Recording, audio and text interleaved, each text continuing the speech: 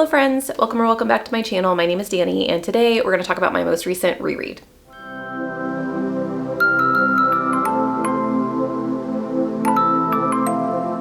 If you've been around since the beginning of the year, you know that one of my goals for this year is to reread 12 books. And I'm not doing too hot on that goal, and this book is the reason why. I have been reading this since January.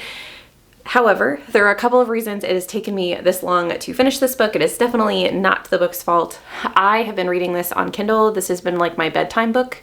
And so really I've been reading it for 5 to 10 minutes before my body inevitably just shuts down and goes to sleep. And so that is one of the reasons it's taken me so long. Also, I just kind of wanted to savor it a little bit. This is a book that I read well before my booktube channel, and I've never gotten to talk to you guys about it. And so that's why I wanted to create this video, to give this book a little bit of the limelight again. And you guys are probably wondering, what is this book? So the reread that I've done this year is The Lies of Locke Lamora. So I am slowly going to work my way through the Gentleman Bastard series. I'm not going to jump into the second book just yet, but I do plan on rereading the entire series in hopes that the series gets continued. But I wanted to talk to you guys about this. This is a book like I said, I haven't gotten to talk about on my channel, and I just think that there are so many intricacies within the storyline that I wanted to talk to you guys about the premise, what I've loved, what I think that you might like if you haven't read the series, and then just some things that you want to watch out for, some information about the book that you need to know going in. If you have never heard of The Lies of Locke Lamora, it is book 1 in the Gentleman Bastard series by Scott Lynch. And the general premise is you are following Locke Lamora, who is, at the very beginning of the book, a very young boy who is a thief. And you get to follow his escapades with a group of other boys who are also thieves, who get taught the act of thievery and how to survive kind of on the streets by an elderly priest, which I'll explain some details a little bit later. This is just general premise for you guys. And they all live in a Venetian setting where there is a clash of classes between not only nobles and like normal folk, but also between the dukes. So Duke Nicovanti, I believe is how you pronounce his name, is kind of the royalty that rules over this island, or this bunch of islands called Camor. But you also have Kappa, a Kappa. And so this is a set of islands that have been ruled by a whole bunch of rival gangs, and there has become a peace made amongst one of the gang leaders who has taken over all of the gangs and royalty. And so you also have this clash of the classes and gangs and everything going on within this society as well. The story and the world building is vast, but if you enjoy a thievery, con artistry story, if you like grit and kind of grimdark fantasy, I think this series is absolutely fantastic. I did rate this 5 stars, even upon reread. It is still a 5-star book for me, and I am looking forward to continuing the series, continuing my reread of this, and hopefully continuing the series with, I think book 4 is still yet to be published. I'm going to go through the reasons that I love this book and the reasons that I think you might enjoy it as well if you've not given it a chance yet. And the first and foremost of that is the timeline split that happens. We do have kind of a dual timeline. It's not 2 separate stories and then they work their way together. It's really more time jumps that are interwoven throughout the story to let you know and let you in on specific details that you need to know about the characters.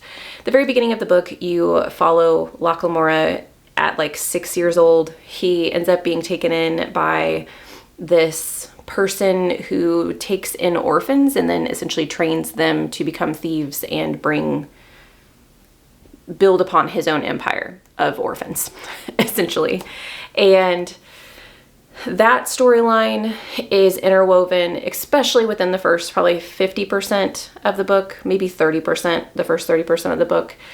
is really heavy on going back and forth between that timeline with learning about how Locke became who he is and got involved in this group of boys that he eventually falls in with, and the present timeline, which is when he's, I think, 25, he's mid-20s, and he's still working with the group of boys that he grew up with, that you run into along the way in his earlier timeline.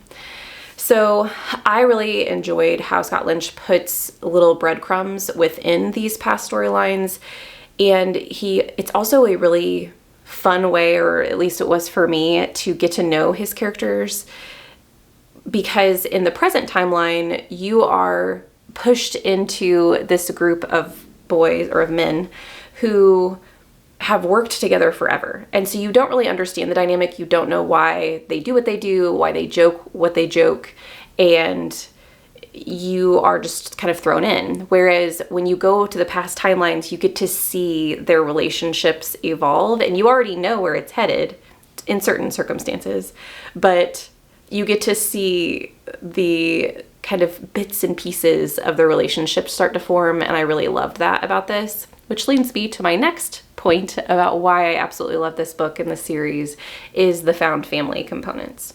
So within this first book, you follow the group that, like I said, the group of boys Locke ends up getting in with when he is younger. He ends up, by certain circumstances, ending up with Father Chains, who is a priest of Perilandro.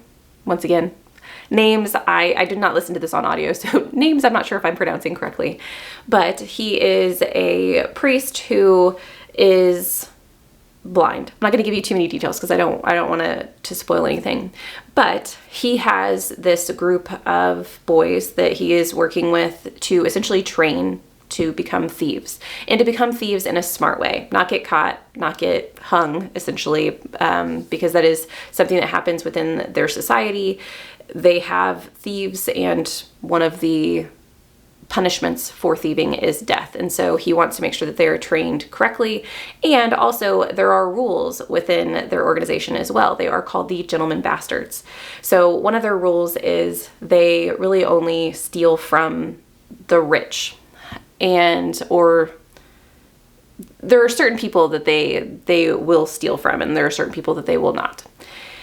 Which, to see this group of boys who start out as very ragtag, very much hopeless in their cause, to then learn, the learning components was so fun to read about as well. There's so many like intricacies within the story that I absolutely love. But to get back to the found family aspect, to see them grow up and learn how to become thieves, also learn how to rely on each other, and then to also see the impacts of that as they are adults, is just really heartwarming. And even though some of their humor is crass and they put themselves in really dangerous situations and they aren't like lovey-dovey with one another by any means, you can see the camaraderie grow within them throughout the story, and it's just lovely. To kind of go back to what I was saying earlier, I was getting into the world building, and so the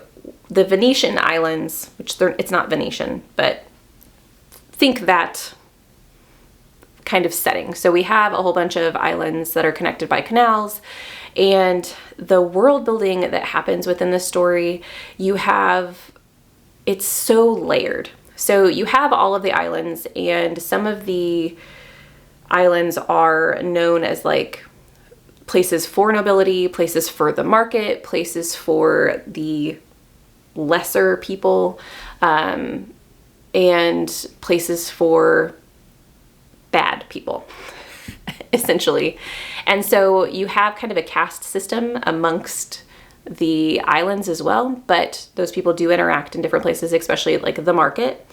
You also have within the world, you have I'll give you a really specific detail on one of the intricacies. So within the market, there is some events that sometimes happen where they will have people who are undergoing punishment, but then they also have people that they pay to come in and do really dangerous things for the crowd's entertainment. So kind of think Roman Empire, the Colosseum. And except for it's not that, it's on a whole bunch of floating islands and in the middle of the water in certain circumstances. And during one of the scenes, you get to see these two women who go out and essentially are pitted against these really fast and dangerous sharks that are in the water. And that is just one of the events that you get to see within this marketplace. You also have an event where people are going up against some kind of, I don't want to say mythical creatures because they're not mythical within the storyline, but fantastical creatures that they end up capturing in the water to pair off against people who are trying to get out of a sentence in jail or a death sentence. And so you get to see those components as well in this kind of gritty society where a lot of people interact. You have the thieves who are pickpocketing the tourists who are just there for the festivities. You also have the nobles who are interacting and leading some of these events as well. And then on top of that, with the world building, with the island components and the mix of the classes, you also have the backstory of the gangs that have been rivals and have now been kind of pitted, that's not pitted against each other, but like they've joined as one gang under one kappa. And that person, which once again names Bersavi, I think is how his name is pronounced. I'm probably pronouncing that wrong, so I'm just going to call him Kappa. There has been a secret peace where the gangs and the nobles kind of have an agreement that they won't mess with each other. And so you have that component going on.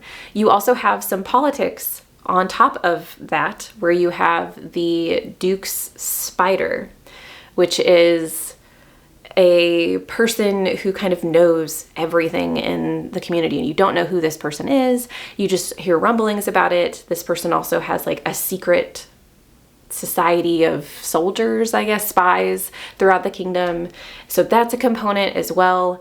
You also have different kingdoms that are coming into play as well, which you get through multiple means, but a lot of it is through the education of Locke Lamora and the boys that he grows up with, because the priest that raises them sends them out to different places so they are educated on how those different people live, not only because it's good for them to know, but it's also very helpful with their thievery, because you know, what better way to con someone than acting like either someone that they know or a foreigner that maybe they think they're going to be able to take advantage of. Like, there are so many components of their con artistry that is very detailed in the book that I really enjoyed. But with that education, you get to see a lot of the other kingdoms. And one of the kingdoms I find very fascinating in this book is, once again, names I might not be able to pronounce, Carthage, which is I won't give you too many details because, once again, spoilers, but it's a kingdom where bond mages come from. And bond mages are very powerful magicians that no one wants to mess with, essentially. And so you also get to learn about this really weird and dark past within this magic system as well. This book is one where the magic is not the main component. It's actually, that's one of the things upon reread that I wanted to dive into, because I could not remember for the life of me why this book was considered fantasy before rereading it.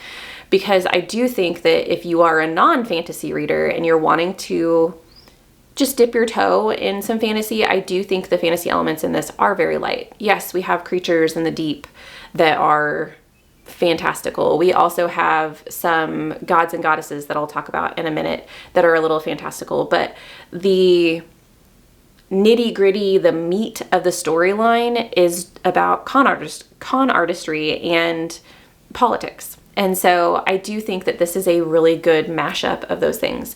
And absolutely, it is fantasy because it does have magic, it does have fantastical creatures, it does have gods and goddesses that I don't know if I want to say anything more about that. But I I think that this would be a good place if you like chunky reads, because it's another thing. This is a very long story, but I think that if you're wanting to dip your toe in fantasy in a longer book, in a world that isn't vastly different than ours, I think that this is a good series. To speak really quickly about the gods, so there are 12 gods that are believed in this kingdom, and that is one of the things that the boys, Locke and his gang, are educated on at the very beginning. They are literally sent out to other priesthoods to learn the different religions and beliefs of the people who follow those particular gods. And their god is the 13th god, the nameless god. That no one speaks of because there are really only 12. But the 13th god is, like I said, the nameless god, but they call him the Crooked Warden. And he is kind of the god that watches over thieves and people like that. And so that component is also very fun to see the different priesthoods come into play throughout their con artistry, how they use their knowledge and their education and the religions and beliefs of certain people to do what they need to do. The last thing I'll talk about as far as what I absolutely love about this storyline is the fact that the characters are very flawed. It is something that I do get bored with if we have characters that are, for instance, if I have a chosen one story and the person might have flaws in their everyday life, but they're absolutely excellent at everything they do with whatever power that they've been given, and things seem to come a little easily for them, and they kind of are overpowered, I guess, is what I'm getting at. One of the things I really enjoy about Locke is the entire time you're reading this book, Locke is very small of stature. He is not strong. He is not capable of fighting.